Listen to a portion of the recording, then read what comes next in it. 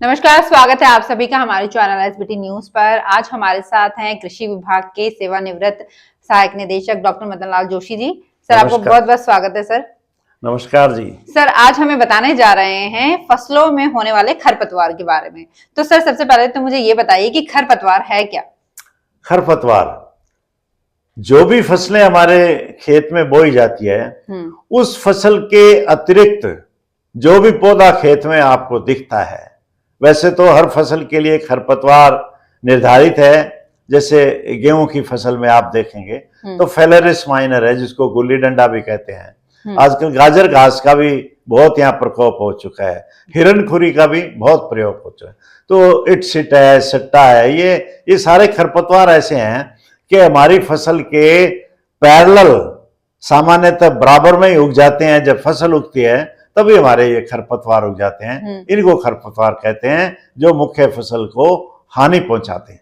तो ये फसल को किस तरह से नुकसान पहुंचाते हैं? फसल को समानांतर जब ये खेत में आ गए तो फसल को जो हमने भोजन पानी दिया है, खाद दिया है, उर्वरक दिया है, जैविक खाद दी है, पानी की सिंचाई की है, तो मुख्य फसल मान लो गेहूं की बात कर लें, अपने चने की बात कर लें, उसके बराबर में जो खरपतवार उगे हुए हैं वो जमीन में से उर्वरक खींच लेंगे, वो पानी की नमी खींच लेंगे, वो खाद का अंश खींच लेंगे। तो हमारी मुख्य फसल को खरपतवार जितने भी खड़े हैं वो मुख्य फसल के, अनाज के, चाहे खेती के हो, चाहे बागवानी के हो, किसी तरह की फसल है, उसका मुख्य भोजन ये और मुख्य पानी जो ये खींच लेते हैं, जिससे उस मुख्य फसल का वो साधन कम होता है और इनकी भी बढ़वार होती है और उनकी बढ़वार कम हो जाती है, रुक जाती है।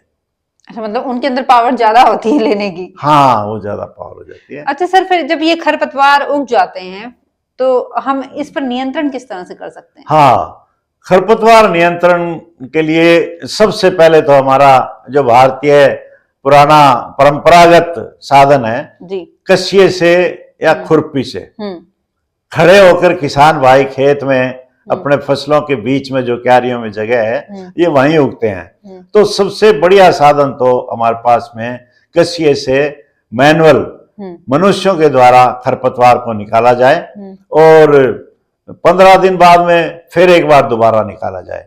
जब फसल 30-35 दिन की हो जाती है तब ये खरपतवार बराबर आके दिखने लगेंगे। तो मुख्य फसल के साथ साथ हम किसान भाइयों को आग्रह करेंगे, किसान भाइयों को निवेदन करेंगे कि कुछ मजदूर लगाकर में 15 दिन में जैसे ही ये फसल में उगने लगे, यानी इनका भी बीज नहीं बनने देना है। अगर बीज बन गया तो ये जमीन में बीज गिरा देगा और आगामी फसल में फिर आ जाता है। अभी आता कहां से है? ये प्रकृति से आता है, पानी के माध्यम से भी आता है। ये जो हम जिसको गाजर घास कहते हैं, ये गाजर घास तो सारी की सारी पानी के साथ हमारे राजस्थान में प्रवेश की हुई है बहुत साल पहले। इसी तरह ये बीज खरपतवार का ट्रांसफर होता रहता है। यहाँ तक कि जो हमारी गोबर की खाद है जी, गोबर की खाद है, गोबर की खाद में भी जब हम खाद बनाते हैं जी, तो जो हम चारा डालते हैं पशुओं का, गोबर का, खेत का कूड़ा कचरा, उसके अंदर भी खरपतवार के बीज चले जाते हैं। तो ये आने का साधन भी ये है।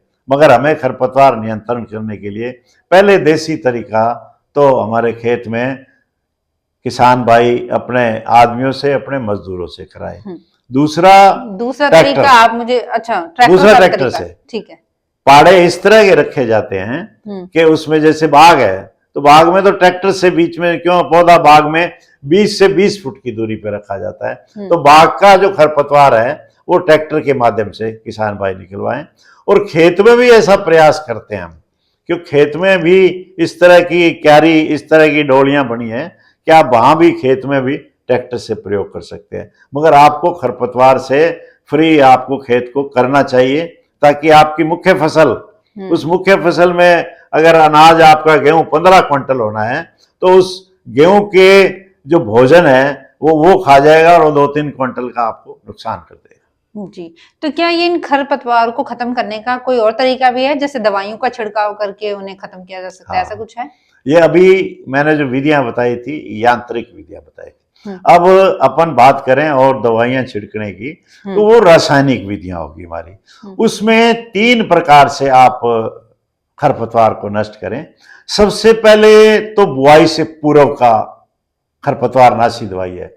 एक बात और किसानों को बता दूं कि खेत के अंदर खरपतवार नाशी दवाओं का वैसे कम से कम प्रयोग करना चाहिए, क्योंकि सबसे ज्यादा जो इफेक्ट छोड़ती है, जो प्रभाव छोड़ती है, साइड इफेक्ट जिसको कहते हैं, वो खरपतवार नाशी दवाइयों का है। भूमि की उर्वरा शक्ति, भूमि का पर्यावरण, भूमि की और जितने भी नुकसान हो सकते हैं वो इन खरपतवार नाशियों से होता है। मगर चूंकि खरपतवार बाद में इतने ज्यादा हो जाते हैं कि इनका नियंत्रण जरूरी है।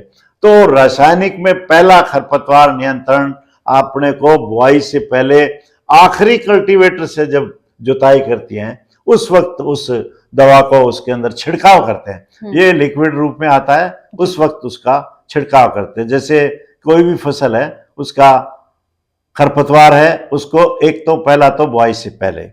दूसरा खरपतवार नियंत्रण का समय है कि जब फसल 15-20 दिन की हो जाए और खरपतवार का जस्ट जर्मिनेशन हुआ है, यानी उसका उगाव हुआ है, एक खेत में बुआई से पहले, एक खेत में बुआई के बाद। वो बुआई के बाद में उसका नियंत्रण करें जब उसका प्रारंभिक तौर पे हुआ है। और तीसरा खरपतवार नाशी दवा का छिड़काव जब करें जब वो खेत में बराबरी, अगर मुख्य फसल हमारी 1-1.5 फीट की हो गई, उसके पास साथ साथ 1-1.5 फीट का ही खरपतवार नाशी हो गया, तो जैसे अपन गुआर में और इसमें बात करते हैं, एमेजाथाइपर है, 2,4-D है, आइसोप्रोटोन है, ये सब दवाएं, पेंडामेथलिन है, ये खड़ी फसल पर जब बराबर का खरपतवार आपको दिखने लग जाएगा तो खरपतवार को नियंत्रण करने के 3 दशा हुई। पहली, खेत में आखिरी जुताई जब करते हैं बुआई से पहले, उसमें छिड़काव करें। दूसरा, जब खेत में आप बिजाई कर दी 10-15 दिन में आपका उसका जर्मिनेशन हो तब करें। और तीसरा, जब खरपतवार आपका बढ़कर मुख्य फसल के बराबर आ जाए तब आप छिड़काव करें।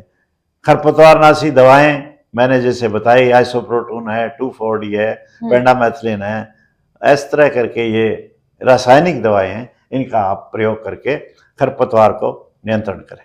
तो मतलब रासायनिक विधि से भी आप अपने फसलों को खरपतवार से बचा सकते हैं और अच्छी फसल पा सकते हैं। सर धन्यवाद, आपने बहुत अच्छी जानकारी हमारे दर्शकों को दी। हम चाहते हैं कि इसी तरह से आप हमारे किसान भाइयों का आगे भी मार्गदर्शन करते रहें। धन्यवाद। बहुत बहुत धन्यवाद।